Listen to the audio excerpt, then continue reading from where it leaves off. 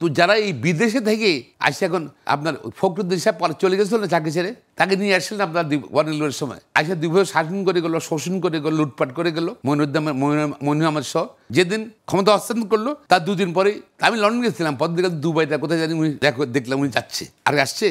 Because যে হার তারা মনে করে বেটার বিদেশি যাদের বেটার লাইফ, তো তারা বাংলায় কীভাবে সংস্কার করবে, এখানে পণ্ডিতি করতেছে, সংস্কার করতেছে, কিছুভাবে মনে করি না। এখন বিদেশি পাসপোর্টধারীদের এনে আমরা সংস্কার প্রক্রিয়া যুক্ত করছি এবং প্রশাসনে বিভিন্ন গুরুত্বপূর্ণ পদে বসাচ্ছি। ফরওয়ার্ড তাদের দেশপ্রেম নেওয়া সন্দেহ তাদের নিয়ে, তারা কীভাবে সংস্কার করবে? আর যদি তাদের দেশপ্রেম থাকতে আপনার দেশে থাকতেন না, বিদেশি পাসপোর্ট হোল্ড করতেন না, বিদেশি চাকরি করতেন না, নিরাপদে উন্নত দেশে গিয়ে। আপনি এই যে 15 বছর ধরেন মানুষ আন্দোলন করছে, সংগ্রাম করছে, জীবন দিয়েছে, লক্ষ লক্ষ মানুষকে মামলায় জর্জরিত হয়ে গেছে, পরিবার জর্জরিত হয়েছে, গরিব খাইতে পারে নাই, মামলা কোর্ট কাছে হয়েছে। কই যারা সংস্কার কমিশন আছেন 2-4 জন উপদেষ্টা ছাড়া আপনারা কোনো স্টেটমেন্ট করছিলেন এই সরকারের বিরুদ্ধে? Answer will be no.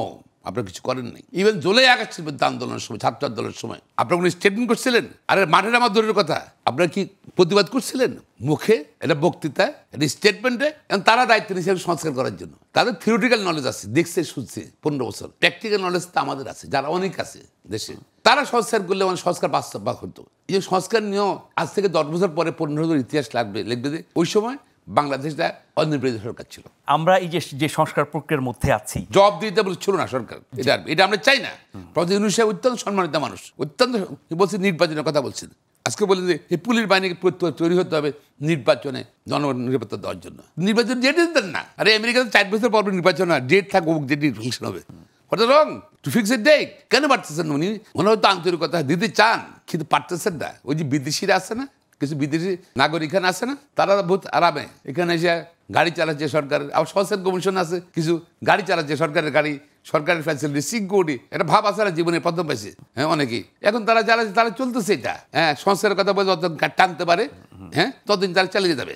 জনগণ এইভাবে মনে করতেছে স্ট্রংলি। এখন আমরা চাই না প্রফেসর ইউনূসের মতো একদম সম্মানিত ব্যক্তি, অনেক আশা প্রতীক সে বাংলাদেশে, সে সফল হবে, এটা আমরা আশা করি। ডেমোক্রেসি বাংলাদেশের জনগণের ক্ষমতা জনগণ ফিরিয়ে দেবে, ওখানে হাসিনার থেকে নিচে উনি ফিরিয়ে দেবে।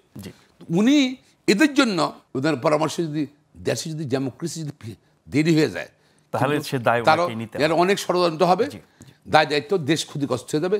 1919 ব্যর্থতা মানে আমরা যারা সমর্থন দিই আমাদের সকলের ব্যর্থতা। নিশ্চয়ই।